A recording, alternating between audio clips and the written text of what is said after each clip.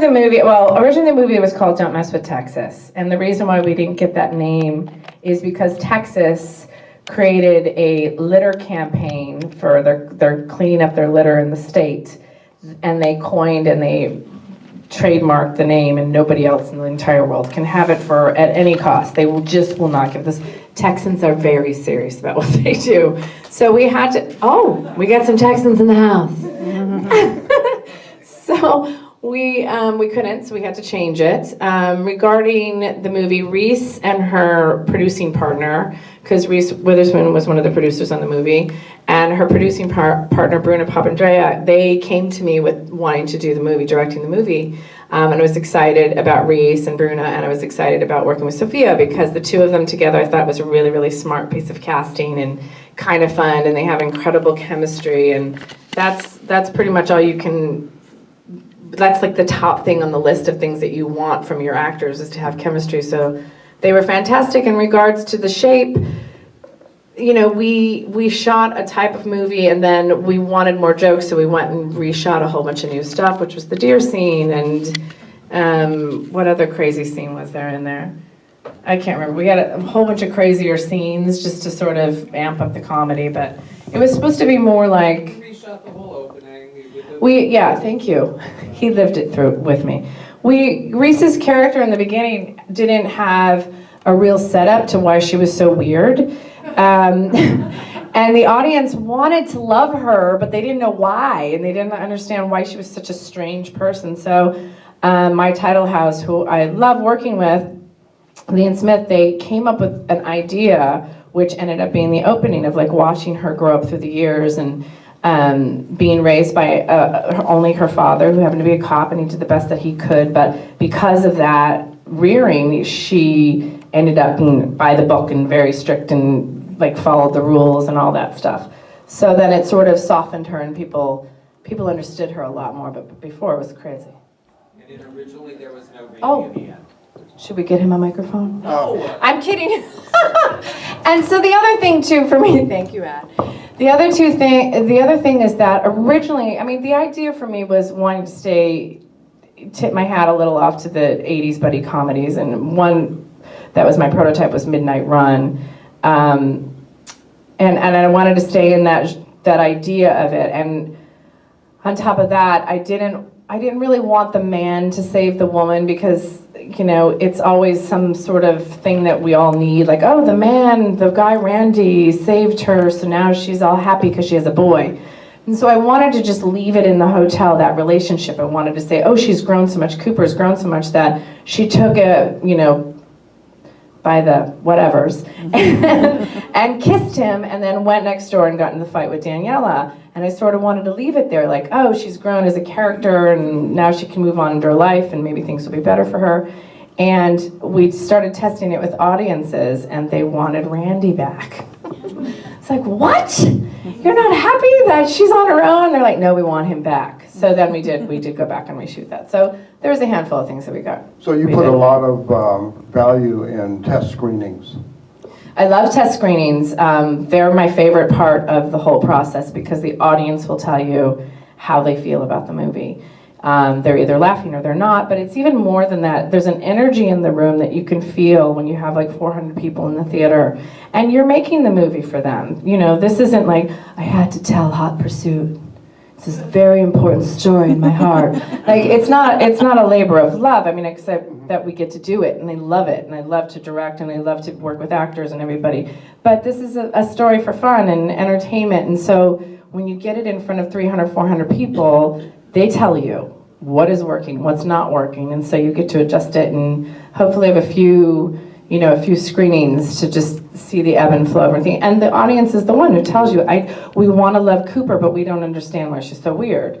And then you go, okay, let's think about how we can fix this, because I find her adorable. But if they're not getting it, we're missing something. I think there's a peculiar thing with the test audience, because they're seeing it for the first time with probably no advance anything. That's right. And you can't ever do that when you're editing. You can't see that for the first time. And odd things come out of an audience that 100%. You never imagine. I mean, in my experience, I've seen really weird questions come out. and it's like the solution to the movie. Yeah. No, it's absolutely true. You're so close to it, and even if you bring friends in or people that haven't seen the movie who are in the industry, they're going to see it a certain way, but the second you get it in front of real people, it all becomes very clear. And there's some things that are just questionable. We know, like, this one part isn't working, but the test audience didn't really explain why, just in their energy. Or I like to do Q&A papers that they fill out afterwards with age and sex, because I sort of want to know where it's all falling for everybody.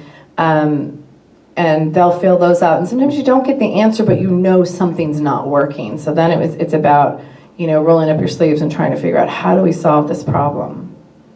But it's all great when you put it in front of people. I love it. Regarding Reese and Sophia, I think these two women had incredible chemistry in the story as it unfolded. I totally bought everything about their relationship. But when there was downtime shooting the movie, how did ordinary people react when they stumbled across these two beautiful women, these goddesses, in wherever you were shooting? Was it an astonishment? How do people react when they see Sophia in real life? Well, this chorus is so crazy. We shot it in New Orleans in the dead of summer. It was a nightmare and a half because not only was it hotter than you could ever imagine in your entire life. No, they can't, because it's humidity. It's 150% humidity on top of 95 degrees. It's something you can't understand. Nobody can, and nobody should ever. Don't do it. Wait to the spring or the fall. It was very hard. It was hard on me. But we were in New Orleans for Texas, which is also very difficult because New Orleans, Louisiana is a swamp, basically. There's nothing around, and we know Texas doesn't look like that. So it was tricky to find, and we had a production designer who was a Texan. My first AD was Texan. We have a lot of Texans on the movie to really pick locations that made sense, even though we were limited to 30-mile radius of New Orleans. You may find that interesting, you may not. I thought I'd share it. But our first few days of shooting, people would come by and just start taking pictures of us. I like to say us. Really wanted my picture. It was embarrassing. But Reese and Sophia really loved it, and Sophia understands Twitter and the power of social media, and so she on some level really embraced it and understood it in a really real way, and I had to understand it because I come from an old school mentality, which is like, don't show me your costume, don't let them see your hair, so that you can present it for the first time. But the world doesn't work that way anymore. So everybody knows everything about everything, it's slightly frustrating, but it is what it is. But they really were 100% taking photos and wanting to be around them, but mostly they left us alone. Sophia, being from Colombia, she goes through, Colombia in the house. Wow, I love it. Let me see, is anyone from Detroit? I'm out of here. So, they probably couldn't afford it. Hi, Frank. Thanks for coming. There's Adam. All right. But Sophia, she's from Colombia, and she moves. And she moves with a place, like a position where you don't want to approach her. But it's her. But she is the most personable, kind person. If you came up to her, she would be so lovely and generous with her time. So I think everybody was pretty cool with it in New Orleans. I was born in New Orleans and graduated from high school in Dallas. And I thought, I think this is Texas. I think this is shot in Texas. Oh, good. That's good to know. I saw the road signs. They were right. They were that one accurate. shot where you see the road signs. Did you remember that? Did you see at the cocaine scene, the old billboard from Right, the? yes. Because apparently that was a real thing, but it doesn't exist anymore. I had a vague kind of a flicker of memory to see that billboard. Yeah. Yeah, So very cool that you did that. My production designer, because again, he's from Texas, and he remembered that. He thought that would be just such a fantastic place to put it, and it was all built. It was fake. That's cool. Do you have any comments about being a female in a male-dominated industry, including being, a director, when 90+% of filmmakers are male? Is that a special challenge in any way in getting material or the way you're treated? I don't know what it's like to be a male director, so I can only speak from his perspective. That's always my go-to, Robin. I don't think so. There's definitely a real imbalance in our industry. I don't think that people are the high-ups, the executives, producers are like, well, we're not going to hire that person because it's a woman. I can't believe that's a true reality. I've never had the experience of sexism or choosing somebody else over me. I'm hoping and praying that everything is really basically on merit. I'm sure that I was hired for this movie because I think it probably intrigued Reese and Sophia and Bruna to have a female at the helm. Plus they really loved the proposal, so I think that might have been part of their decision, but I don't think I was the only one in the running. But hopefully, I think women are pushing really hard, and we'll keep pushing until there is a balance and there is some equality. And again, I just don't think there's anything nasty going on. I think that it's just I think with change, it takes forever. It really does. But all these great movements that are happening for gay rights and what's happening in Baltimore and St. Louis and for women, it's all moving now at a faster pace. And again, it's probably from social media, but we're all sort of pushing really hard to have that balance that everybody just wants to be equal in the world. So I don't know. That's a really deep answer. It's all about, I don't know. Well, one thing I really liked about your movie is that for a female-centric team that put this together, I was never thinking there's an agenda here that I, as a male, need to be aware of. And I kind of liked it. I felt that there was a discarding political correctness and let's just go out and have some crazy fun. I like that. I think we need more desperate comedies. The world is a grim place and we need this detox kind of thing. Yeah, thank you, because I can't live without it. When Chris Farley was still around, and I'm sure nobody in this room would go see a Chris Farley movie. You guys are smarter than that, but I would run to see a movie. I didn't care how good or bad it was. It just was like I needed the release to laugh and be silly and escape my life. Regarding the female agenda, this is a male genre in its core for many, many years. And I didn't want to just throw two women in it and say behave like men. How do two women behave in this? And we are funny and we are layered and crazy and zany and all those things that everybody, we all have those in us, craziness in us. But I wanted to make sure that the women were presented in the right way. And because a lot of these comedies sometimes will put the women in it and they behave like men. And for women who are coming to see the audience and men who are coming to see the audience, we know that it's not authentic to the sex. But I also keep in mind, like with the proposal or the guilt trip, there's a balance. You have a man and a woman in it, and I want to make sure that the men, who most likely will be dragged to these female-centric films, have a great time as well, that they have something they can relate to on screen, whether it's a man or the guys can respond to the girls and not feel like, oh, this is so girly, it's putting me off. But hopefully it's universal enough that everybody can enjoy it. When you began this project,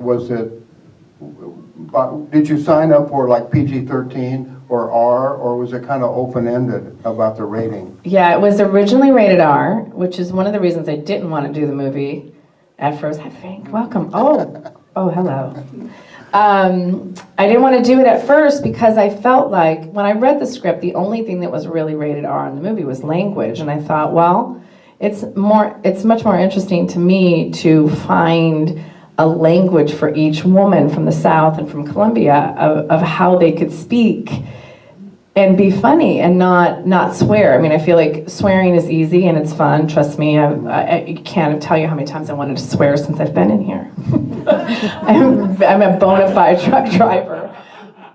But I don't think that's necessary. I just don't think it's necessary to be funny. And I was also slightly nervous that there would be that obligatory sex scene with the two girls where like, let's do a funny sex scene. And I'm like, I just don't know what's funny about sex anymore. And because you're catering, or I was catering, and the girls were as well, but I really try to keep my mind on that we're making this mostly for women. And most women don't want to see two women be You funny. should think of that as the core audience is for women.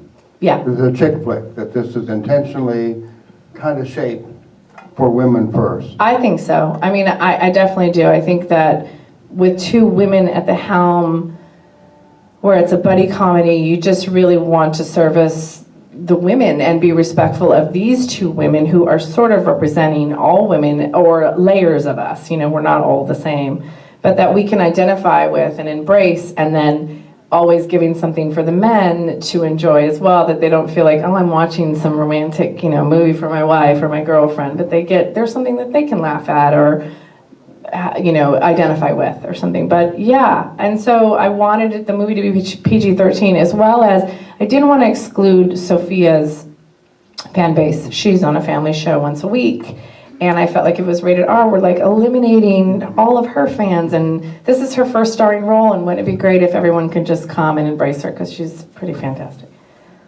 One more question from me, and then we'll open it up for questions for you guys.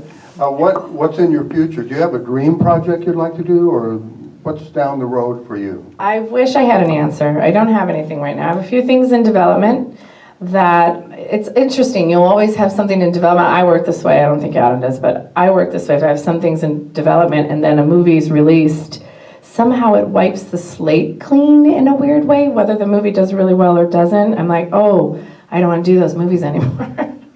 So take note, don't get into a development situation with me, because I'm probably going to leave.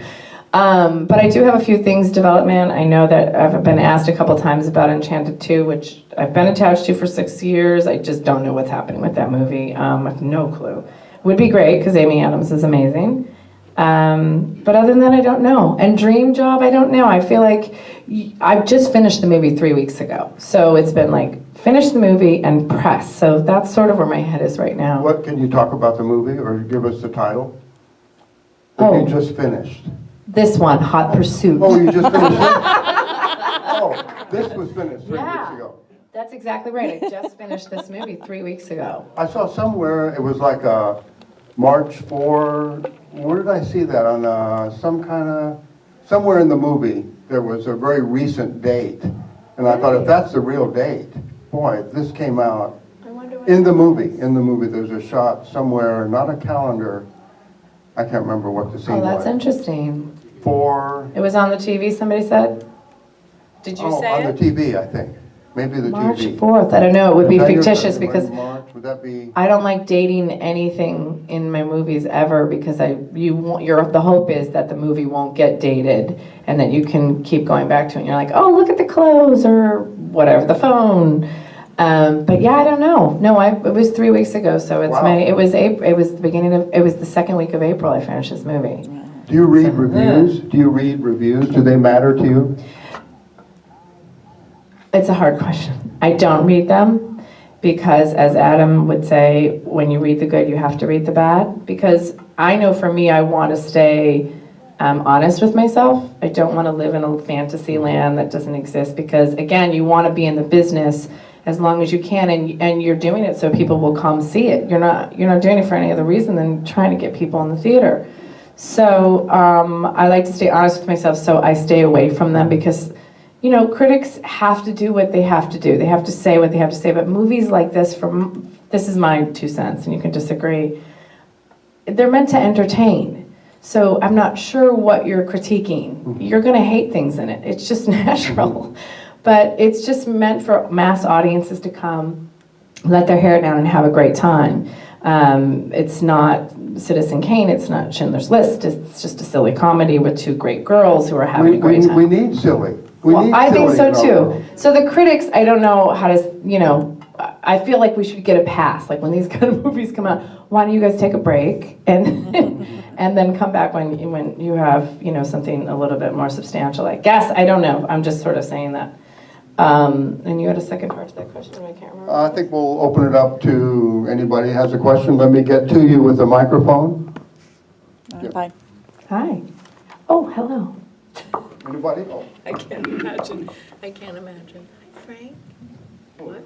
Yeah, thank you. I have a question. Was it difficult to pair up the two, to work together as a team like you that you directed them. I mean, they were terrific. It was a wonderful movie. Thank you so much. I heard you laughing, and I did appreciate it very much.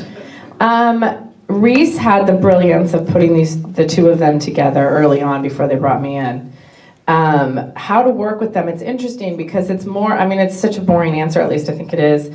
It's so instinctual, and I think because of my dance background and the musicality of dancing and hearing things the way they are, they had two different ways of working. One is, I mean, Sophia is mind-blowingly musical. I mean, everything that comes out of her mouth. I mean, she's honestly a comic genius. I don't like to use that word lightly, but she really genuinely is. Everything that comes out of her, every layer of choices that she makes is genius. And then you have Reese, who, you know, is a professional for far too many years in every genre, and for some reason, because of their chemistry, their rhythms, one works at a higher, quicker pace, and the other one works at a slower pace, and they somehow meld together just beautifully. So, you know, it's just really listening and paying attention to how that works so you can get the best of it. And there's a couple scenes in the movie that are some of my favorites because they are literally talking and listening at the exact same time, and they're hearing each other so that their next sentence is their answer, but they're over each other. To me, that's like, it's such a great gift as a director because you don't have to worry about how that's going. They just understand their rhythms, and there's such a great trust there. Woo, that was a long answer. Who wants to go to dinner? Yes. Hi. I absolutely love the film, love your Thank you. movies, and Thank you. my eyes might have been playing tricks on me, but did you have a cameo? What? in the film? What are you talking about? I think you were the police officer Yes, that was taking I down played the notes for dispatcher. Reese. Okay. Very good eye. Very All good. right, just had to verify that because But I this was is- wondering. This is what I'm saying. Like when they came around taking photographs, they wanted mine because Yes. I'm a huge celebrity. Sophie and Reese were a little envious, but we dealt with it. Yeah, my mom, ironically, is in the movie too. She's the crazy woman who is staring at Sophia as she's changing her clothes in the store, and then she's in the TV at the hotel. That's my mother. Anybody else? Any? So many. Don't you want to delve into the deepness of this film? A question and a comment. Comment first. I like the idea of a wholesome movie without an awful lot of cursing and swearing and stuff. I think it's a credit to you that you've done that. You carried through on that genre in the movie. Thank you. I really appreciate it. Thank you. Because there are far too many movies these days that are just over the top. Mm-hmm. The question is, how long a time period from when you started or you first got involved with it until now? How long did it take? It was pretty quick because thank you for the comment, by the way. I do appreciate it. It's an important thing for me. Not that one day I won't do something crazy and raunchy, because I'm sure that day will come, but it'll mean something of why we're doing it that way. But this was a quick movie. It's an action comedy. We had a lot of action in it, and with action you have to prepare far in advance. I unfortunately fired my stunt guy 2 weeks before shooting, and then had to sadly fire my first DP 3 weeks into shooting. So it was crazy. But I would say from beginning to end, it was about 1 year and 2 months, which was actually very quick, yeah. Thank you. 2 months. Yes, thank you. Oh, she's got the mic. Oh, she's next. Number 8. She's got the mic. I've got the mic. Okay. Oh, Okay. I love The Proposal. It's like one of my favorite movies Thank of all time. you. I think that movie is absolutely perfect. thank you. And you always have great music in all your movies. You always have choice music. I love in 27 Dresses, you have Benny and the Jets. I Yeah. always wonder, was that in the screenplay originally? Is some of this music thought of? I mean, so much of the music is in the scene, like it comes out of the characters. That's right. Do you already have that music there when you start? Do you have that in mind, or is that something that comes later, or how do you just work with music in your movie? Everything is, thank you, by the way, for the compliments, very sweet. Music, obviously, I like to say as a dancer, and it's really cheesy, so prepare yourself, but music is literally the air that I breathe. It's like the most important thing in life, and so even the score is vitally important. To me, this movie has so much musicality. 27 Dresses, Benny and the Jets was in the script. We did try to beat it because we're like, I bet we can figure out another song. And we worked to the very end. It was just like, no, there's no way we can beat this song. But we loved it. Thought it was a great idea. In the proposal, It Takes Two was in the script, and we didn't touch it because we thought this is perfection. Her dancing around the fire song. I believe that was in the script. Did you choreograph it? Yes. Yeah, no, but actually I brought in my first assistant, so sad. I brought in my assistant, who's now a fancy choreographer, and I asked him to do it, but we had no time to do it. And he's like, well, what do you want? I'm like, I don't know, just some Indian dancing and have her. I mean, it was so crazy, but Sandy is such a great dancer. And honestly, if she didn't choose to be a comic actress or just an actress and with a brilliant understanding of physical comedy, she would have been a professional dancer. She has no doubt the ability to do it. So it was really easy with her, and it was fun to do it with Betty because I'm like, Betty, here's your simple little steps. But then she had the Eskimo. Like, I wanted the language to be authentic. And I was like, we're going to find somebody who understands how to get this language right, because I didn't want to insult anybody. And then we're going to try to find some physicality that's genuine. And here's poor Betty. It was pouring rain. I think she was 87 at the time. Pouring rain, having to sing Eskimo language, doing a dance, knowing and acting. I'm like, I'm so sorry, Betty. And we ended up shooting her stuff at the very, very end. But anyway, so sometimes it's different. Like in this movie, nothing was scripted. And we got some really great talent, like Elle King, who did Tom Petty's American Girl. We just thought that was fantastic. And she did another song in the middle of the movie. And then we got Miranda Lambert, because she's friends with Reese, to do our final song, which we think is fantastic, and she's great. But we played around in the Jackson in the car. We tried to come up with something funny. It was a headache, and so we ended up with that great song, which I really, really love. This nice lady is next. She raised her hand. She's in the front. You can't see her. Thank you. Thank you. Was it difficult to choreograph the bus scenes where they're supposedly attached to each other and driving? Well, the bus, she asked, it was hard to choreograph the bus scene and the choreography with the girls. I was fortunate enough after I had to fire, I'm so sorry, I hate saying it. My original stunt guy, we hired this great guy, E.J. Forrester, and his partner, Charlie, who came in. And that was for one thing. There was a couple things that I had problems with my original guy, because I was starting to choreograph the opening shootout. And I'm like, I shouldn't have the best ideas in the room. This isn't what I do. So this is sort of my idea. Now make it better, make it scarier.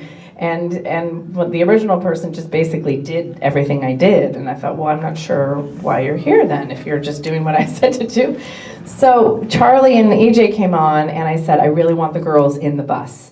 I want them driving in the bus on a real road with real people shooting at each other. They weren't really driving, were they? No, this is the trick. So these geniuses came in, they took the bus, they knew I wanted it mostly real, like just get them on a road, traveling, shooting, fighting, acting. And so they put the drive shaft underneath the bus, and wonderfully we had a woman driver, and we had 2 monitors who were driving the bus so the girls could act and shoot and be in the moment, be in the scene for real. And then Charlie and EJ came on. I said, I just want to know what the choreography is going to look like when the girls are on the bus, where they're straddling each other, they're handcuffed to each other, they're shooting, they're trying to drive the bus, they're having dialogue, they're doing all this stuff. And we talked about ideas, and then they walked away and came back and they showed it to me with their stunt doubles. And I'm like, I'm in love, and I don't have to worry about you anymore, because they're so fantastic. And then we had a rehearsal with the girls on the day, and they're professional girls. They get it. So, but I had a great team around me who knew how to take the ideas and make them fantastic. It looked pretty good. Thank you. I love it. Do you allow for improv after you shoot the script? Do you allow for other takes that are Just off cuff? Yeah. Yeah, mostly I do. This one was a little trickier because we had a very, very, very tight shooting schedule due to Sophia's hiatus and the weather in New Orleans. If you know, the summer, the lightning bolts come out of nowhere and you have to take shelter. You can't keep working. Then there's water on the ground in 1 minute and there's no water. It's such a headache. So it eats up all your time that you're supposed to shoot the movie.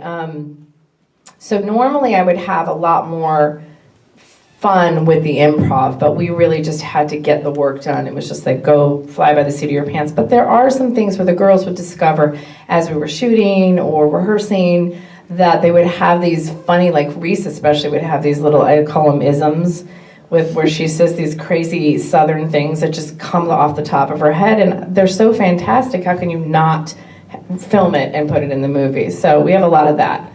That's great, it worked. Thank you. Any more questions? Well, thank